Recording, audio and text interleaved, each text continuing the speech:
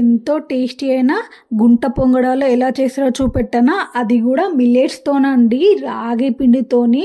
చాలా మంచి టేస్ట్ ఉంటుందండి, చాలా లైట్గా ఉంటుంది, తిన్నా కానీ చాలా లైట్ ఫీల్ ఉంటుంది, చాలా హెల్దీ కూడా. ఎలా చేస్తారో చూపెట్టాను. ముందు ఒక కప్పుతోని మినప్పప్పు తీసుకోవాలి, సేమ్ అదే కప్పుతోని ఒక కప్పు రైస్ తీసుకోవాలి.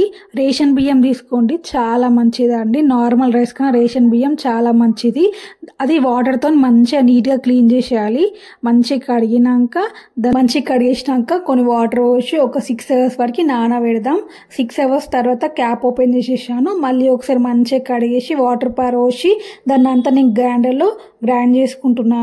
నేను అక్కడ రాగి పిండి వాడుతున్నాను. ఒకవేళ మీరు రాగులు వాడాలనుకుంటే నేను పప్పు రైస్ నానబెట్టినా కదా, దాంతోనే మీరు రాగులు కూడా నానబెట్టుకోవాలి.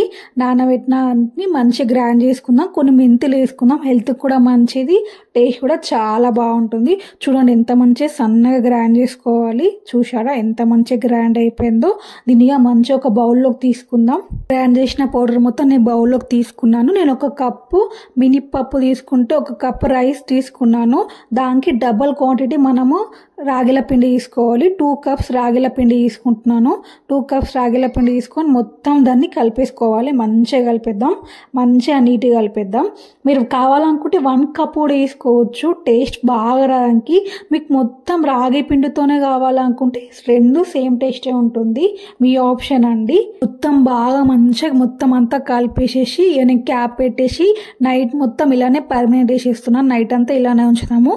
ఇక నేను మార్నింగ్ ఓపెన్ చేసి చూపెడుతున్నా. చూడండి పిండి ఎంత బాగా పొంగిందో, చూడండి ఎంత మంచిగా పులిసింది. చూడండి పిండి ఇలా పులిస్తే పర్ఫెక్ట్గా వస్తాయండి. టేస్ట్ కూడా చాలా బాగుంటుంది. నేను స్పూన్తో చూపెడతా. చూడండి ఎంత బాగా ఫ్లఫీగా ఉందో. దాన్ని మొత్తం మంచిగా కలిపేద్దాం. గుంట పొంగడాలకి ఇంత పిండి అక్కర్లేదండి, నేను కొంచెం పిండి కావాలి, నేను కొంచెం పిండి తీసుకుంటున్నాను. ఇదే పిండితో మనం దోశ కూడా పోసుకోవచ్చు అండి, చాలా మంచి టేస్ట్ ఉంటుంది. నేను కొంచెం పిండిని తీసుకుంటున్నాను, దాంట్లో తగినంత సాల్ట్ వేస్తున్నాను. మీరు కావాలనుకుంటే క్యారెట్ ఏమన్నా వేసుకోవచ్చు. నేను ఆనియన్ వేసుకుంటున్నాను, కొంచెం కారం వేసుకుంటున్నాను. మీకు కావాలనుకుంటే పచ్చిమిర్చి కూడా వేసుకోవచ్చు, మీ టేస్ట్ బట్టి. దాన్ని మొత్తం మంచిగా కలిపేసేసి ఒక 5 minutes వరకు అలానే పక్కకు పెడదాం. మంచిగా అంత ఫ్లేవర్ అంతా మంచిగా మిక్స్ అవుతుంది. 5 minutes అయిపోయిందిగా. ఇక మన గుంట పొంగడాలు చేసుకుందామా. ముందుగా గుంట పొంగడాల ప్యాన్ తీసుకోవాలండి. ప్యాన్ తీసుకొని కొంచెం అన్నిట్లలో ఆయిల్ పోసుకోవాలి. ఆయిల్ హీట్ అయ్యాక ఫస్ట్ పక్కలకు వేసుకోవాలండి, మనం సెంటర్లో వేయద్దు. ఫస్ట్ మధ్యలో వేస్తే మాడిపోతుంది మధ్యలోది. అందుకే ఫస్ట్ పక్కలదంతా వేసుకొని తర్వాత మధ్యలో వేసుకోవాలి. ఎందుకంటే మధ్యలో మంట బాగా ఎక్కువ ఉంటుంది కదా, అందుకే లాస్ట్కి వేసుకుంటే పర్ఫెక్ట్గా అవుతుంది. ఇక మనం మంటని లో ఫ్లేమ్లో పెట్టుకొని క్యాప్ పెట్టేసి లో ఫ్లేమ్లో ఒక 4 to 5 minutes అలానే ఉంచుదాం. 4 to 5 minutes తర్వాత చూడండి ఎంత మంచిగా అయిందో. 1 side మొత్తం కుక్ అయిపోయింది కదా.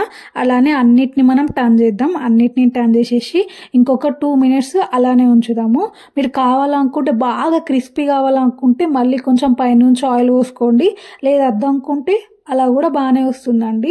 క్యాప్ పెట్టేద్దాం. 2 minutes అయిపోయింది కదా. ఇక మన గుంట పొంగడాలు రెడీ అయిపోయినాయి. అంతే అండి, మన గుంట పొంగడాలు రెడీ అయిపోయినాయి. ఎంతో టేస్టీ అయిన ఈజీ ప్రాసెస్ అండి. చాలా హెల్త్కి మంచిది, మంచి మిల్లెట్ ఫుడ్ అనమాట. చాలా టేస్టీ కూడా ఉంటుంది. అసలు పిండి అస్సలు ఉండదు. నేను మీకు తీసి చూపెడతాను. లోపల కూడా పర్ఫెక్ట్ కుక్ అవుతుంది, చాలా మంచి టేస్ట్ ఉంటుంది. ఒక్కసారి నేను చెప్పిన కొలతలతో ట్రై చేయండి, చాలా బాగుంటుంది. ట్రై చేసినాక నాకు కామెంట్ చేయండి ఎలా వచ్చిందో. వీడియో వస్తే లైక్ చేయండి, షేర్ చేయండి అండ్ సబ్స్క్రైబ్ కూడా చేసుకోండి. Bye friends.